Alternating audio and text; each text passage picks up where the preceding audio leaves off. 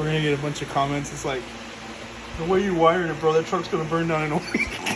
Yeah, it's joke's on you. The truck is already burned down. Foreshadowing. All right, so we're installing this pile, not of crap, of an actual marine. No, we're installing this guy. You sure it's not shit? It's good. It's good. So here on this diagram, when you get it in there, this is your remote wire and this is your power. I just connect them to a key source, so we're gonna run wherever this ends up under the dash, and wherever this might blow up, wherever this ends up under the dash.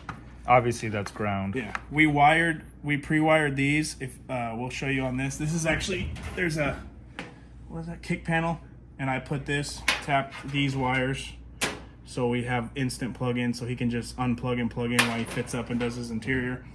But this is a Bluetooth. I mean, the thing is like Size of your palm. Yeah, size of my palm. And then it didn't come like that. Yeah, I just put a piece of tape light. Colton has one on his car, and that light it glows too bright. So I'm just putting a piece of tape over it so that way I don't have to deal with the bright We'll show light. you later. These are for your aux, and then this is for your volume.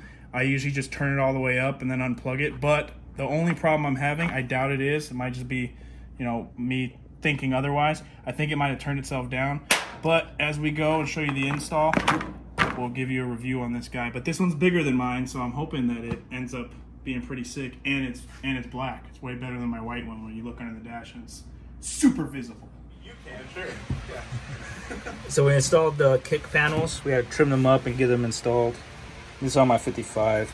Wiring's a mess right now. We had to disconnect these to get it up there, so ignore that. We have it running from over here across the top into this panel down, and we have it fused in. So here's the wires into my 55 Chevy pickup, comes through here and then into this rat's nest, in my 55 Chevy pickup. And then Colton's gonna explain the speaker wiring and why it's good to do it this way compared to the other way. Apparently the wiring diagram's wrong in some way. This is on Devin's 55 Chevy pickup. We got, like I said, we got the remote wire, power, grounds to here, professionally installed, not at all just stripped and turned on there. And we've used proper grommeting. It's really good, hard to find. But these are for the other channels that I'm adding. The only problem with these piles is this. Hold on, I'm trying to wait. These, it says channel 1 negative positive, but actually you have one to the gray, one to the white. I might be remembering this wrong.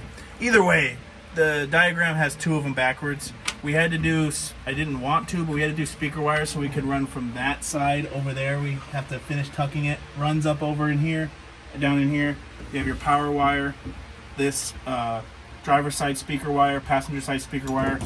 It's getting carpet over it, and we have carpet on any, or electrical tape on any pinch points. I get it. Yeah, you can run loom or zip ties or whatever. This is the way I like to run it. And if Devin's truck catches on fire, none of my vehicles have ever caught on fire. So, plus is plus. But I'm going to mount this, add his other channel speakers, the last two behind here at some point. But for now, it does work, and it sounds pretty decent for, what was it, like 70 bucks? Yeah, I think it was 60 bucks. 60 bucks? I mean, and then you have your volume knob. I don't think I'm not going to mount it. It would be kind of cool, though. I'll just leave it right there. Yeah, leave it right there. But what he was mentioning was to just drill a hole right here or something. Like maybe this hole right here that I already have. Making it wider. And then you would have it on the front. Yeah, just sticking it up there. And then if I need to adjust the volume, I just reach down. But for mine, I just plug this in because this is your external power or volume. You would unplug it, turn it all the way up, unplug it, and I've yet to have a problem. So then you just adjust volume. Yeah, it's user preference, or he can just leave it here.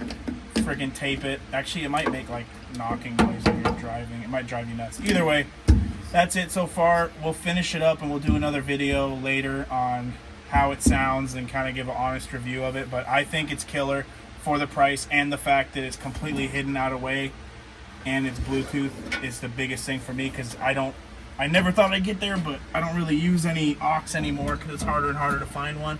And this gives you a really sleek, hidden way, and he can still put subs or whatever else he wants. And it's even nicer, this 55 Chevy pickup. Yeah, on the 55 Chevy pickup for sure. Yeah, because of the you could hide everything underneath your seat. I mean, it's a 55 Chevy pickup. I mean, these things never die. I'll give you guys once I get everything cleaned up and wired down, I'll show you how it's all laid out in this 1955 Chevy pickup. Bitchin'. So here's the update on everything. I secured all the panels with a drill and some screws and everything. So this is secure. It's not gonna go anywhere now. This is what we're using as a grommet. I don't have worries about this pinching anything. I taped it to the ground for now. This is temporary as shit because it's probably gonna come up, but it's only temporary because I just need it to stay on the ground while I drive it until I put the carpet in. And I need to kind of get on that because you can see where I'm already wearing through the kill mat. So here's what it ends up looking. I kept the ground long just in case. Here's your channel 1 and channel 2s. I taped them together. I know this goes to the front of the cab. Here's your channels 4 and 3, or 3 and 4. And these will go to each corner here. Once I get ready to paint this, which will probably be in the fall, some point in November maybe, I'm gonna make a sheet metal wall here that covers all of this, and in it I'll have 2 speakers, one on this side and one on the other side, and then that will be channel 2, or I'm sorry, 3 and 4, and then maybe one of the channels, probably channel 1 will be in here because I'll have another speaker in here. So ultimately I'll have 5 speakers. These 2 smaller ones, which I will probably upgrade eventually. The 2 in the back, then the one in the middle. That one will probably be like a medium size in between the 2, and then 7x9s in the back. You can also run a sub right in there, which I might do. This is a lot of space. I still have tons of space. I could even put one right here and one over there, just a small little sub. I don't need anything that will rattle me. I'm pretty sure the truck's already gonna do that itself. But this little guy here, this thing it's good. I mean, it connects to your phone instantly. So far my review on it is solid. I really like it. I hard mounted it, so now it's not gonna go anywhere, fly anywhere, etc. I really like this little thing. My speakers aren't the best, so the sound quality isn't great, but for what it is, it's pretty good. I mean, you're talking about a $70 setup basically for that. And if I was to get a stock one, we're looking at well over $700 just for the radio and the speaker, if I was to go with a stock one with modern Bluetooth and everything. And this way it just looks like I don't have anything, and that's what I like. So this thing is hideable, especially in these 55s. But like I said, this, so far my review on it's pretty solid. A little bit later I'll do a sound test on it and everything so you guys can see. But again, that's through a phone, and the quality definitely sounds different in straight to earshot. So, but it's not bad. So I guess we'll see what everybody else thinks. So far I like this, and my review on the Pyle Hydra it's a 5 out of 5 for what I need it for the job that it says it does and it needs to do. It does it. So you probably hear the pump a little bit over the music right now. Well, this is kind of what it sounds like. This is pretty quiet. If you look at my phone, it's a low volume. Let's turn it up.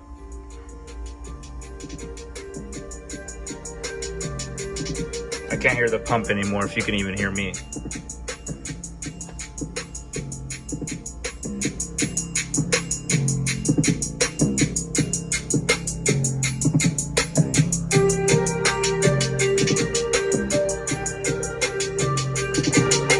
That's full volume.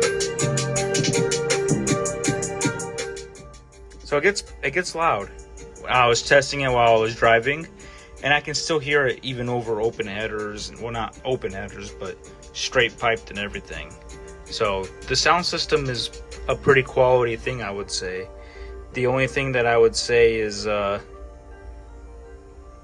not really that great would be my speakers that I have, because obviously this doesn't sound awesome. I have no clue what brand speakers those are, so eventually those will get changed up for something with a little bit more oomph in them.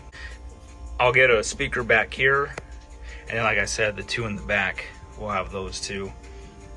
So the next for this truck is just to put more kill mat down. It'll kill a little bit more sound. It's already a lot quieter in here than what it was before without it. A lot less rattling. So overall, I'm pretty impressed with the sound system. I think it sounds pretty good. I think it connects fast. I turned on the car, I clicked connect, and it was like that. Let's see.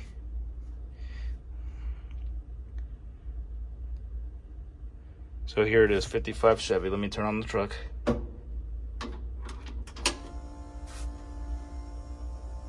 Connected. Seconds. That is seconds. It took seconds.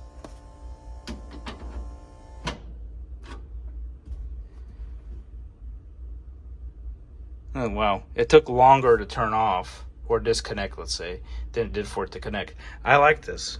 This is a 10 out of 10. 10 out of 10 for me. I would buy this again, and I would put it in every single car that I own that doesn't already have a sound system, obviously. I would do it again.